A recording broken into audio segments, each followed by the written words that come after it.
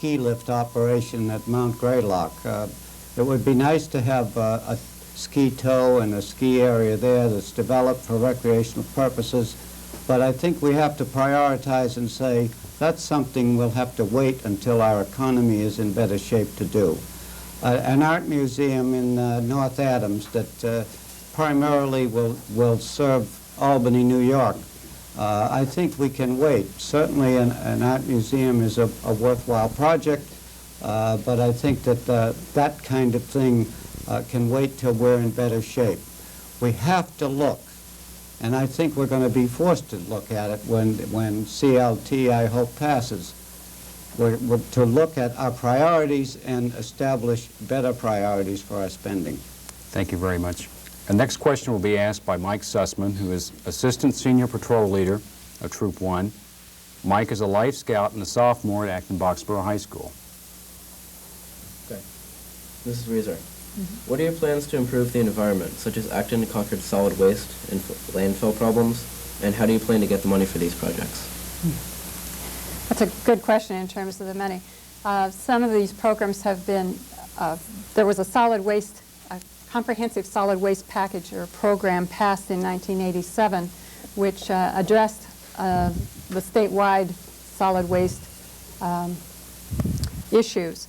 And part of the program was to set up recycling, and a major recycling center was set up in the Springfield area and has been very successful at bringing approximately 30% of the waste stream out for recycling purposes.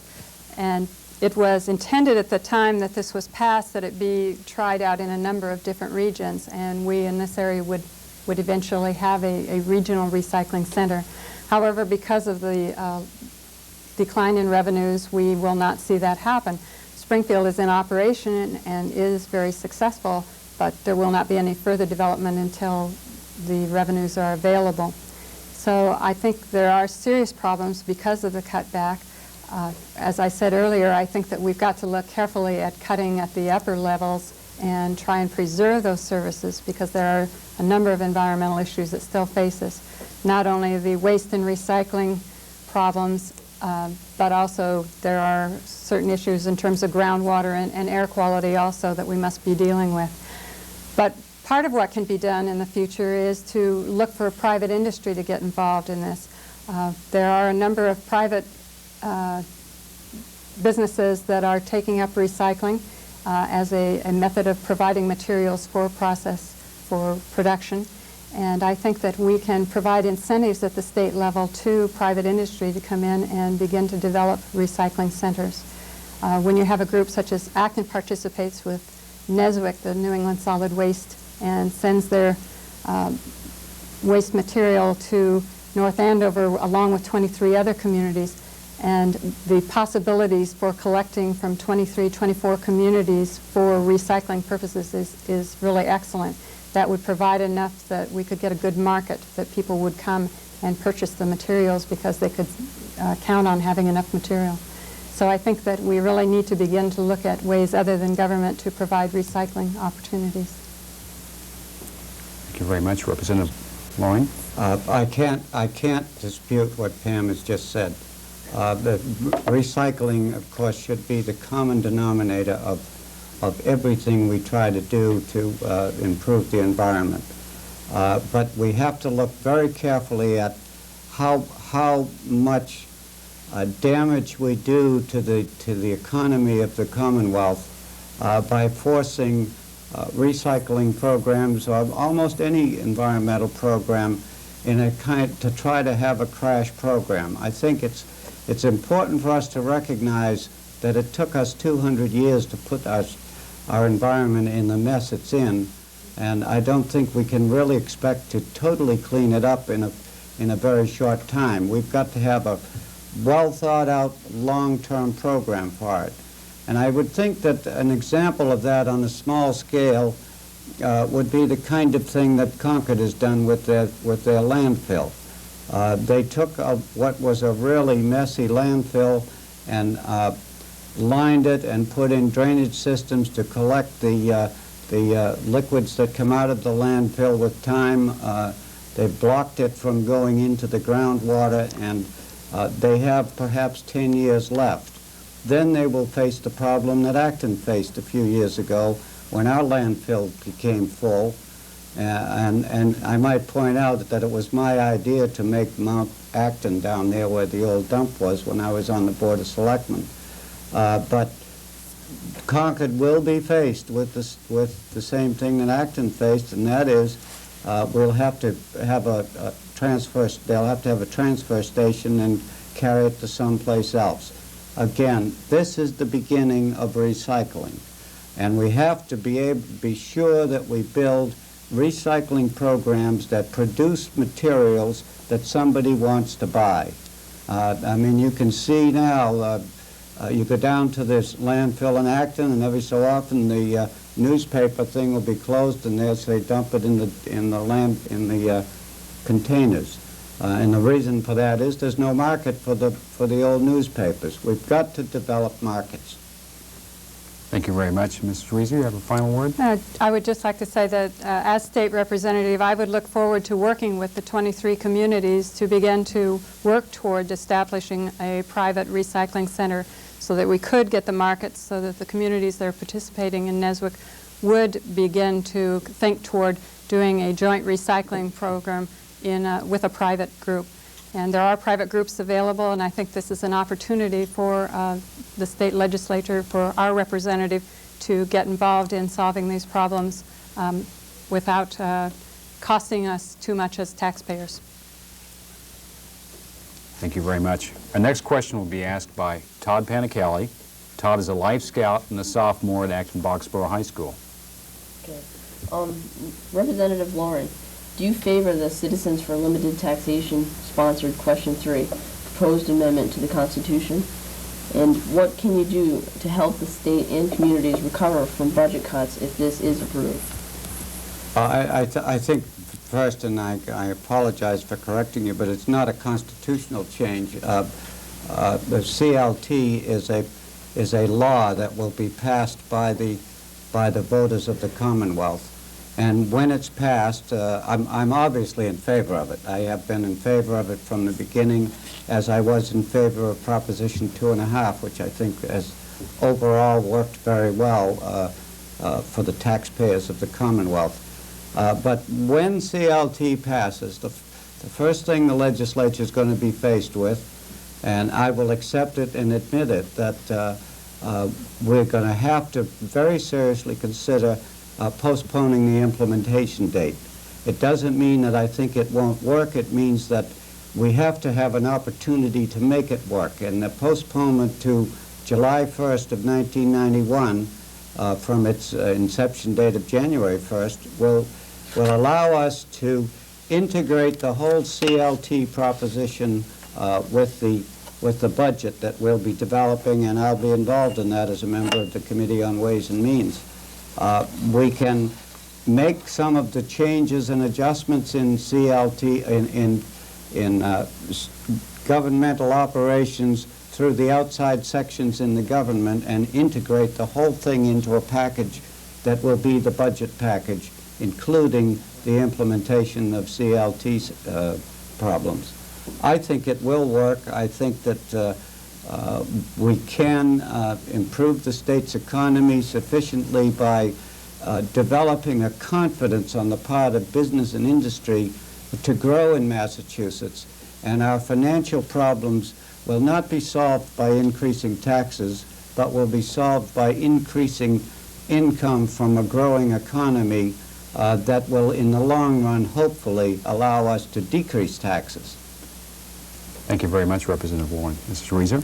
Yes, I'm opposed to the passage of CLT. 2 years ago, when it was proposed, it might have made some sense, but in the intervening 2 years, the revenues have fallen so that we've already seen drastic cuts. Almost 1/3 of our budget is aid to cities and towns and to the school districts, regional school districts, and another approximate 1/3 is mandated programs that would take a long time to change, would take a change in the legislation in order to cut back. So a majority of the cuts will come out of 1/3 of the budget. Human services will be drastically affected. If it's taken out of local aid to cities and towns, we'll feel it very much here at the local level in terms of our schools and municipal government. So I think it is a major blow to a limited number of services, and that it's going to impact a group of people, the elderly, the children, and the people who are dependent on this state for their livelihood. And I think that it will not help in terms of the economy, that instead we will see our bond rating fall so low that we'll find it difficult for people to start new businesses or to expand businesses, and that we will find a loss in terms of the income in the state as well. So I feel it will be very disastrous to the state's economy, and I am opposed to it. Thank you very much. And a final response, Representative Warren? Well, I think that to re-emphasize the absolute necessity of passing CLT, and that's the nature of the legislature. I think if we don't pass CLT on this ballot question, the legislature will, as it has in the past with it, and it will still be a predominantly Democratic legislature next time around, unfortunately, as far as I'm concerned, they will have a substantial majority, and they will take defeat of CLT as a mandate from the people to say, spend and tax, spend and tax. And that's what the legislature has done continuously for the last 3 years. Taxes have risen in each of the last 3 years to a tune of $2 or $3 billion. I don't think we can afford this kind of approach to government, and I think CLT is an absolutely necessary club to force the legislature to recognize what the people of this Commonwealth want. They want efficient government. They want government that delivers services without a lot of extra fat. A typical example to me is the Department of Transportation, which, well, I'll stop there, but perhaps I'll get back to it. We'd like to thank both candidates for being here tonight and answering our questions. And just in way of summary, perhaps a few minutes for each candidate to summarize. Ms. Reeser? Yes, it's time for change. It's time to get tough on waste, time to get tough on patronage. It's time to demand accountability and fiscal responsibility. It's time for us to have a representative who will work very hard on committees, who will seek out that waste so that we can get rid of it, who will look for new ways of solving the problems without costing great deals of money, and who will look for the ways of combining and pulling back our government, downsizing government, as is essential when your revenues fall. I'm eager to get in and spend the time and do the work that is required. I feel that it's an opportunity for this district to have new representation. We have not had information coming back to the district in the way that I would like to see it in terms of newsletters or open hours from our representative. And I would urge you to vote November 6th for a change. Thank you. Thank you very much. Representative Loring? On Tuesday, November 6th, you'll have an opportunity to cast your ballot in one of the most historic elections ever in Massachusetts. While I'm sure you're tiring of all the political advertising and noise by this time, I hope you'll take a minute to look closely at the race for state representative in this district.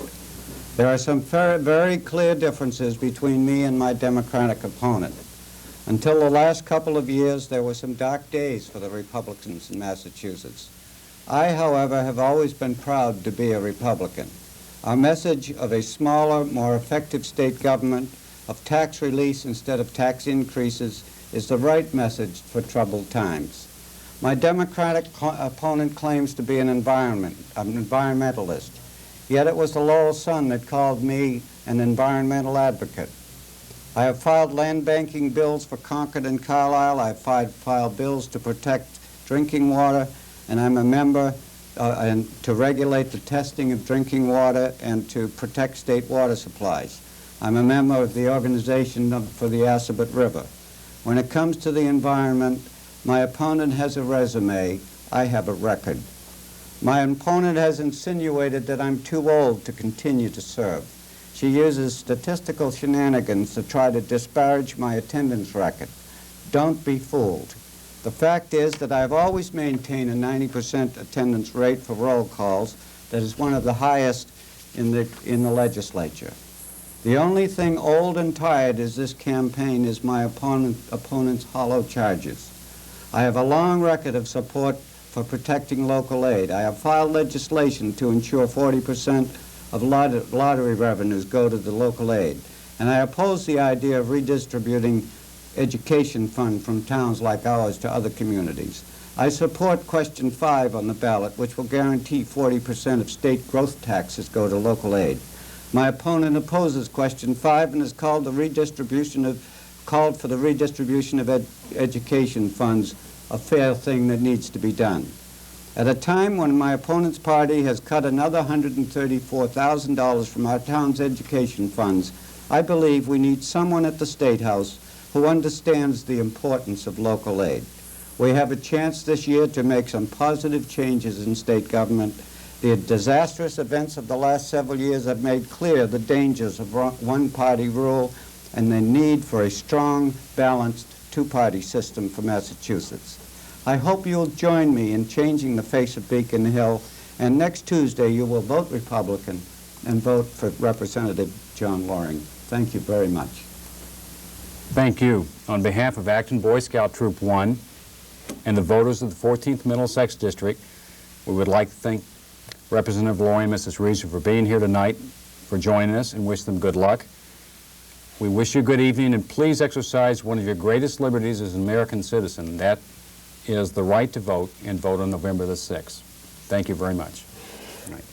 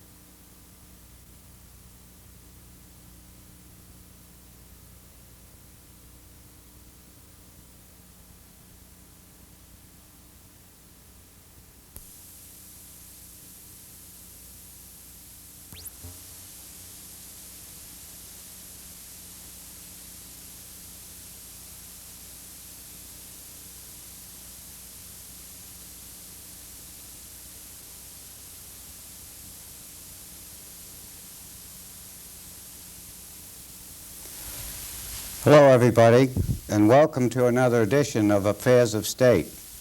I'm very, very pleased today to have as my guest Walter Bickford, who's Commissioner of the Department of Fisheries, Wildlife, and Environmental Law Enforcement. Walter lives in Harvard and is a former state representative, in fact served in the House of Representatives with me for several years before he was appointed as Commissioner.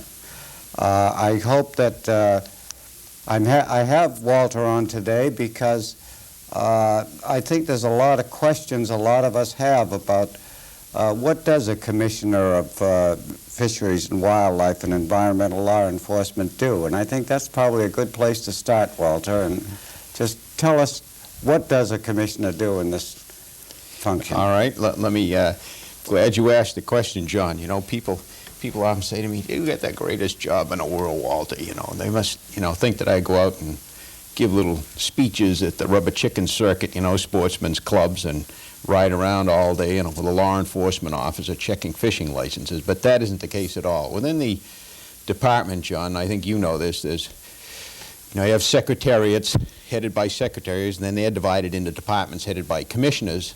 Environmental Affairs has 5 departments: DEM, MDC, Food and Agriculture, DEP, and Fish and Wildlife. We're all commissioners head that. And this is all within the Department of Environmental... Executive Office of Environmental Affairs. Okay, yep. Those are the 5 major departmental divisions. Then departments get divided into divisions. And within my department of Fisheries, Wildlife, and Environmental Law Enforcement, there are 3 major divisions: the Inland Fish and Wildlife, Division of Inland Fish and Wildlife, the Division of Marine Fisheries, which obviously takes care of everything from shoreside 3 miles out, state waters, and then we participate in managing the resources out to 200 miles. And then there's the Division of Law Enforcement that should have about 130 armed, uniformed, civil service, police academy trained environmental police, and we have another 50 administrators in that agency because of our licensing bureaus all around the state. So those are 3 divisions. But then we also have what's called the Public Access Board, and I have a 3-person staff, and we're basically responsible for maintaining an existing 130 boat ramps on inshore lakes and ponds and the coast, and we try to acquire land and or construct another 2 or 3 boat ramps a year so that the public has access to these waters for recreational purposes. So that's the makeup of it. My job is to do the budgetary matters, to try and coordinate all these things to get the most effective fish and wildlife protection out of them for the least amount of cost, see what current trends are, change our direction a little bit, and we can get into that a little bit, but we really are leading the nation in the way we're trying to protect open spaces and river corridors and things like that. And then with law enforcement, try to find innovative ways to do that, and just to keep this budget going. One thing, in case you don't ask, that I'm really proud of, and I think you appreciate this as much as I do. I don't think many people realize it, but this department, my department, costs about $17 million a year. It's a budget. But not many people do, that we generate $22 million. Oh, yeah. So we not only don't cost the taxpayer a single cent for all fish and wildlife protection, hazardous waste investigation, boat theft unit, boat safety training, public access ramps, we actually generate up to $4 million into the general fund. Yeah, that's good. And at the same time, over the past several years, it's been particularly frustrating that I think that we can document the amount of efficiencies and the effectiveness that we've had, and again, ranging from everything from a simple little thing like the Director of Law Enforcement looking into, a new way, going out on contract with Jiffy Lube to take care of the cruises on a contract, saving money, saving enormous amount of officers' time, so that when you look at a pie diagram of what an officer does, the slice of that pie where that officer is in the field enforcing the laws is increased. And we've done that in several different areas, right to a whole new way of managing wildlife through our Riverways program, widening the constituency. While we've been doing that, our budget and personnel in my department is less now than it was in 1983 as opposed to the rest of the state government. So Another question, and you've just kind of sparked it. We've had a lot of controversy and talk about the merging of MDC, Capitol Police, State Police, and other police departments. And now we have an environmental police department. Now, is that the kind of thing that could be reasonably integrated into another department, or does it is it so specialized that really it's not the same kind of police department? we think it is so specialized, and it is different. As a matter of fact, John, we revised our entrance exams, number one, and we got some regulations passed so that we can't just have police from other agencies move into our vacancies as they come up. They have to take a special exam. They have to have special training. We like to have our officers be environmentalists. We don't require a degree in wildlife management like they do in several other states around the nation, but we give an exam, and we like to look at the background. We like to get an indication that this officer, he or she, has demonstrated either through their affiliations that they belong to Audubon Society, or they belong to some environmental group, or they've been interested in fishing, so that it's in them to be environmental police, and they have special training for it. As I said, the special civil service exam to separate the police types from those that want to be defenders of the environment. Well, are they set up on the basis of a chief and lieutenants and captains and sergeants? So it's just like any other police force in its basic setup. If you looked at the structure, a diagram of the organizational structure, it would meet what would be considered ordinary police organizational structures throughout the country. We have Director McGrory, and then he has a deputy director, and then we have an inland chief bureau and a marine chief bureau. We have those two bureaus because they're considerably different in the skills that they have to have, and then it goes down into district sergeants and lieutenants, and it's organized like a regular police force.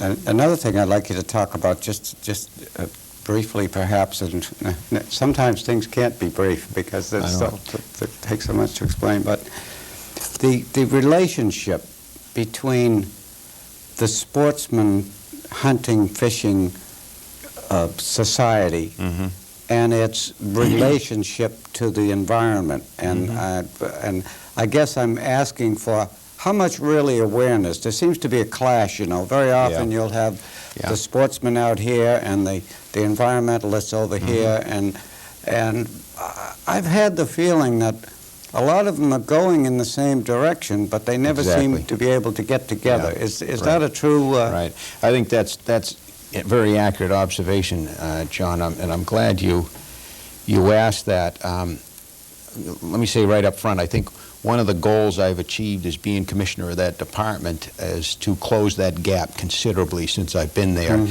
I would say at this particular time, every traditional, legitimate environmental organization, you know, Audubon, Sierra Club, you know, Friends of the Earth, look at the Department of Fisheries and Wildlife, the Division of Fish and Wildlife, as really sort of the hub of the environmental wheel, an upfront advocacy group. We're not out there just stalking pheasants and just stalking trout and just promoting deer hunting. And we don't promote deer hunting or any other hunting. We regulate it and constrict it, as a matter of fact. We are, in fact, doing a tremendous amount of work restoring non-game endangered species. We're looking at holistic ecosystem protection. We're taking the lead in the state and the nation.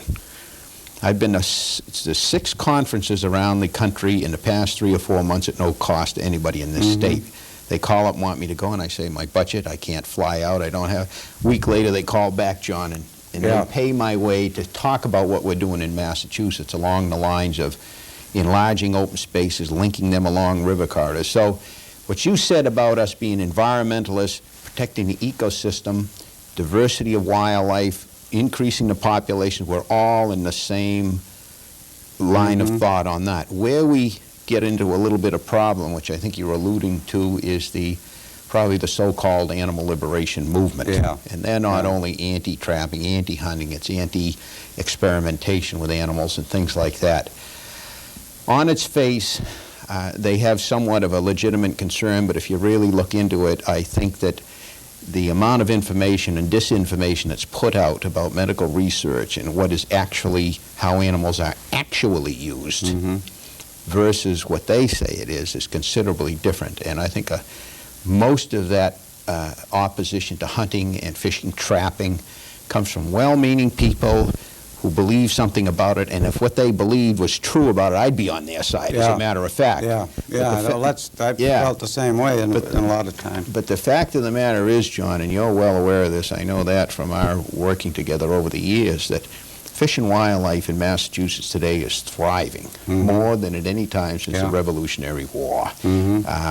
On the game species, white-tailed deer. There were less than 1,000 animals at the turn of the century. In 1960s, there were only about 5,000 or 6,000. Today, there are about 60,000. Yeah. Black bear, extirpated from the state, that is, gone from the state for over 100 years. Beaver, gone from the Revolutionary War until into the 1920s. Today, they have saturated the state culturally speaking. We could, biologically, there's enough feed, we could have more, but culturally, the amount of crop damage by bears, the amount of, let me see, where are we here? If you went out Route 2 and up to the Littleton exit, got off at the exit, the Beaver Brook right there, ironically. There's a beaver dam there that's inundating a half a dozen leach fields.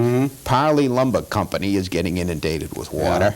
Yeah. You know, I mean, you've got to control them. We have 10,000 beavers. Wild turkeys, gone for over 150 years. We have 10,000 wild turkeys. We had to open a fall turkey season this year to go along with our spring season. There's so many birds. This whole business with the hunters, people who are opposed to it, but if they would recognize that really the hunters can be the population controllers of to keep it within a reasonable, and it's your job to decide how long is the season going to be open with some kind of guess about how many will be taken in that season. That's the whole thing. The hunters are the predators. Yeah. We no longer have the cougar, the wolverine, the marten. We no longer have the wolf. So you need a predator to take care of it. And what will happen in the state, it'll be just like Cranes Beach. Here's a situation where it took us 2 years to allow a hunt to be held on the Cranes Beach reservation owned by the trustees of reservations. The town didn't want it. We had to fight the town. Finally, we had to hunt. Within 1 year, even as the hunt was going on, that town filed a bill with the legislature to allow anybody to shoot a deer any time of the year, any time they felt like it. Why was that? And the reason, what they were doing is reducing these animals to rodents and pests. The reasons, John, Lyme disease and arborvitae. The deer were eating the arborvitae around houses, ornamental shrubbery, and then Lyme disease struck. So suddenly they wanted to wipe out deer. The same things happened with black bear. People go, why do you want to kill a black bear? Well, I don't want to kill black bear. But there are houndsmen that like to run bears, and we do need a harvest of them. Up until 4 years ago, we were running over more on the highway than hunters were taking anyway. And, you know, this is a fact, and it's not casting aspersions on any group, but certain crops are getting damaged so much out there that what you're finding is people putting bowls of, we know this for a fact, of antifreeze, which animals love to lap up, whether it's a dog, a cat, or a bear, and they're killing these animals that. Deer jacking now is at an epidemic proportion statewide. People are shooting beavers as pests. So it's either going to be done that way, and they're left to die, or they're, you know, disease is going to take care. We have rabies within 30 miles of the Massachusetts border right now coming up from New York. Things like that. So you've got to keep populations of animals within the carrying capacity, not only biological carrying capacity, but the cultural carrying capacity. And these populations constantly change in different groups. For example, and this is just an observation that I've made just driving. We went through, I can think of about 3 phases, I think, that I've gone through. There were years when it seemed like there were an awful lot of dead skunks on the road. You hardly ever see a dead skunk on the road anymore.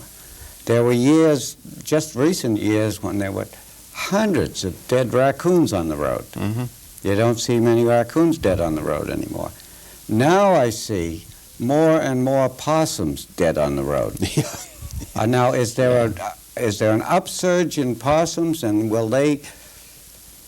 Who hunts those, or who traps those, or how does that population get reduced and back to a handleable population? Okay, first of all, your observations are valid in doing anything, and I have observations too.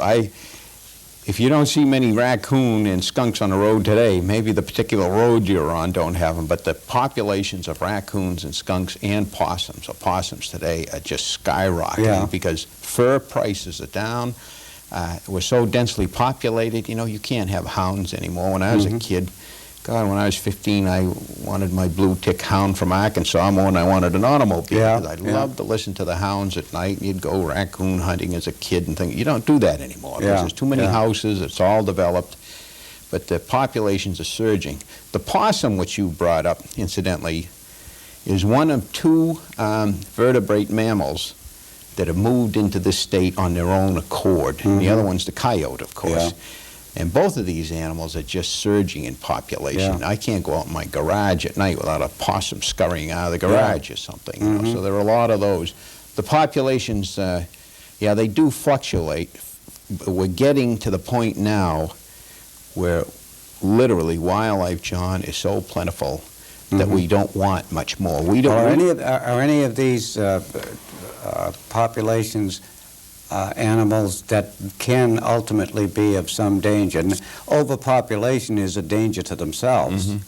But could they, well, I guess you mentioned the danger is the beavers making dams that Right. fill up septic tanks. Right. But what about public safety danger of overpopulation of animals that if they're hungry they may get more vicious or they get more daring as they get to be? Yeah, they can become more of a nuisance. I wouldn't say that, you know, that they would be a direct threat to a human, even black bears. You know, black bears are so timid that to see a black bear in the woods is a chance of a lifetime. They are so wary and timid. But what will happen is disease problems, the pest problems of the beavers, deer and apple orchards.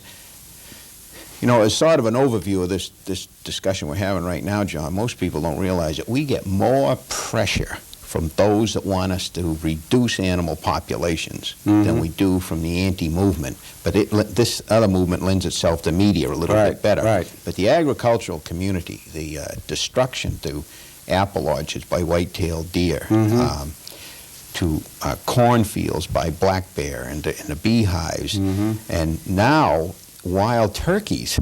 We had a hearing last year on something, and people inundated us, and they started in on this wild turkey thing where their turkeys are getting into barnyards, and they're scratching the black plastic off of the corn ensilage and getting in and eating that and defecating all over it, including that. The beaver thing we talked about. Raccoons, you know, typical problem. I'll have somebody in an urban area, they'll call up, and what can I do about this? Can you trap it and move it some other place? No, because every place is full of them. So, well, what can we do? Are there homes for them? No. About a week goes by, they call up, how can I kill this thing? See? Right. And then we don't like to see that happen either. So we'd prefer to see them controlled by heavily controlled and regulated sport harvesting or fur-bearing animals to be harvested legitimately in a controlled basis. So. Well, and on another subject just briefly, which is associated with that, I think, this past year we passed a bill that allows a $5 part of, or addition to the hunting license and fishing license, I think fishing too, to go into a conservation land purchase fund. Could you just explain what that thing means and how it's working and how it can work above and beyond the hunters and fishermen? There's two important parts of that. The first message to come out of it, and I'm glad you asked it at this time. That, to me, conveys the true spirit and the philosophy and the attitude of the so-called sportsman's better than anything else. And that was a sportsman's group, the Mass Sportsmen's Council, made up of county leagues where there's 370 sportsmen's clubs around the state belong to it. They themselves said, look, we've got to start protecting more land. We've got to protect the river corridors, endangered species habitat, enlarge existing wildlife preserves. So they went to the legislature and they got a bill passed that when you buy a sporting license today, you have to buy a $5 land stamp. That'll yield $1.5 to $3 million a year to buy open spaces. To put that in perspective, John, I could have bought 3 pieces of land this year, all of them over 700 acres and all of them for under $200,000. So for less than $700,000, I could have put together almost 2,500 acres of land this year. So that's happening. The license purchases alone will yield a minimum of $1.5 million, but we're trying to promote it. like other things, in trying to get people to buy these stamps. Right now it'll be stamped on the license for this year, but Right. we're thinking of, we're studying it more and see if we can promote it and get other people to buy it. I myself, I'll buy 5 anyway, just to have 5 stamps. We might work up something where you can put a decal on your car window Oh, if yeah. you bought 5 or 10 stamps or whatever, to see if we can get this thing going, get some corporate donators to it. Isn't this a and that'll little be bit good like thing. the program of Ducks Unlimited, Yeah. where you buy duck stamps? Do Yeah. you buy duck stamps with a duck hunting license, or do you buy duck stamps just to buy duck stamps? Both. Both, If you go waterfowl hunting, you have to have one, number one. Yeah, yeah. But a lot of people buy them to contribute to protecting waterfowl anyway. And another example, John, the sportsmen across this country last year, through banquets, fundraising, raised over $65 million. Is that right? Yeah. And a lot of that money that the sportsmen in this country raise actually goes to Canada to protect the wetlands up in Manitoba and the Central Prairie states, because those are sort of the duck factories, they call them, but they're where most of the waterfowl breeds, but also our prairie states are getting a lot of help. And we get money in Massachusetts. There's a place called Pantry Brook right over here in Stowe, Concord, Sudbury area, where DU has given us some money to match some of our monies, and we're trying to restore a waterfowl nesting area. So another example of sportsmen giving money to protect wildlife habitat for non-game endangered species as well as game species. So. And now just another subject I wanted to bring up, and I've been interested in as practically a founding member, I think, of OAR, the Oh, yeah. That's right. organization for the Assabet River. Tell me a little bit about the rivers programs that are going on, and I suppose particularly in this area, the Assabet, Concord, and Sudbury River and tributaries to that. How are we doing on programs to clean up rivers and get people aware of the need to keep rivers clean? Okay. Let me try and put it in perspective. I wish I brought some visuals for this one, John. But one of the things we're taking the lead on nationwide is with using this new geographic information systems. It's computer mapping, so you could print out any map you want of the state and all the town boundaries, all the rivers and corridors, or you push another button and have all the bear habitat on it, or push another button where are the endangered species and things like that. So if I had a map of the state, I could show you the map, the town boundaries, all the rivers and streams and ponds, and there are 28 major river basins that drain Massachusetts. The Assabet is actually a sub-basin of the Concord River. You have the Assabet and the Sudbury join to form the Concord, which flows into the Merrimack.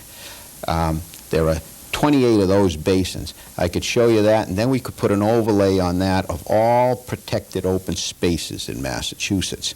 And this is the key. I'm telling you about this because we had the Riverways program to address this problem. We have about 750,000 acres in Massachusetts that are protected by either one of the 351 cities and towns, or the federal government, or state government, or nonprofits like Audubon and TTOR each protect 20,000 acres. You know, that sounds impressive. But if you look at a map, it's salt and peppered all over the place. All different size pieces, oddly shaped. We have one shaped like a SWAT sticker almost, and stars, and long and thin, and all sorts of niches in them, and they're all over the place. And what happens is, as development starts to surround each one of these, they no longer will provide adequate habitat for wildlife. Wildlife need to move between habitats and get around. So what we try to do is enlarge, round out, and link all these pieces of land. And the best way we like to do it is link them by river corridors. If you looked at the Assabet Basin, the Assabet River that you're very familiar with, and put on all the open spaces in the Assabet Basin that are protected, you'd find that they're tied together by this river system. So if we can get a group of people, and through local town authorities, zoning, regulatory, and whatever, to zone floodplains, river setback zones, greenways, byland, and protect that river system, we've tied together all our open spaces and protected a conservation safety net in the valley. So that's what we're doing with this river I program. really hate to stop this. You know, we start a program that's going to be a half an hour, and we think we have a lot of time, but I understand. yeah. this could just go on, and you've stimulated so many questions now. I guess I'm going to have to try and figure out a way to have another program. But our time is out, and I thank you very much, Walter, for coming in. I wish you all the best in the future, and wish you the best with the next administration. And thank you all for listening, and I'd like to at this point say that I've been very pleased to present these various programs on affairs of state during the past 2 years to talk about various subjects. We've had people talking about transportation, about housing, about budget, about wildlife and natural resources. I hope that we've had some interesting programs, and I hope that they've been informative to you. This is the last of the series, and I hope that someday we'll be back to bring you more of Affairs of State. Thank you very much for listening, and thank you.